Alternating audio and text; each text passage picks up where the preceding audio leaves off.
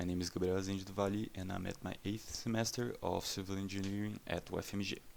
I'm from Goiânia, and in 2014 I did an exchange program in Germany. I stayed in Berlin for 1 year, and it was very challenging for me because I didn't speak German at the time.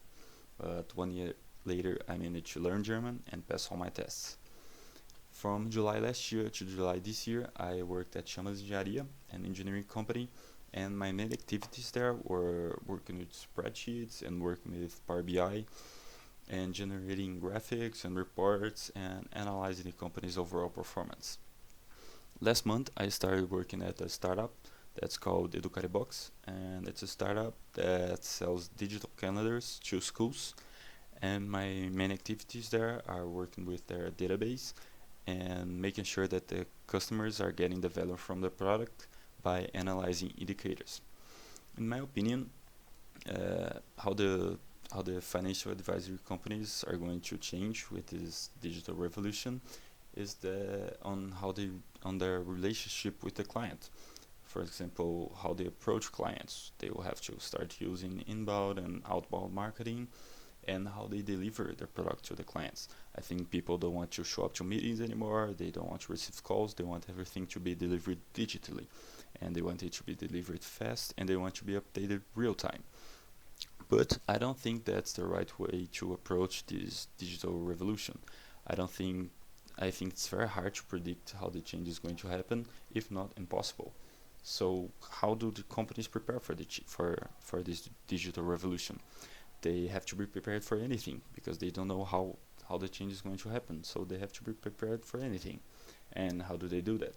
By changing their organizational culture. They have to embrace change, and they have to encourage new ideas and new ways of working, new ways of thinking. And they have to recruit multidisciplinary people and these agile leaders.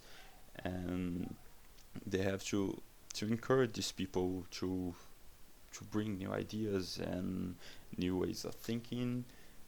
And if they manage to do that, if they manage to change fast, they can take an advantage of new business models and be one step ahead of their competition. And coming to the last question, I think that the advantage of working with M&A is that I'll learn a lot. I will have to learn about new business and new industries, and I also think that's going to be very dynamic. So each new company is going to be a whole new scenario and with a lot of new problems to solve, and I think that's very exciting because I love solving problems and I hate this routine. So I think that this dynamic part is going to be very good.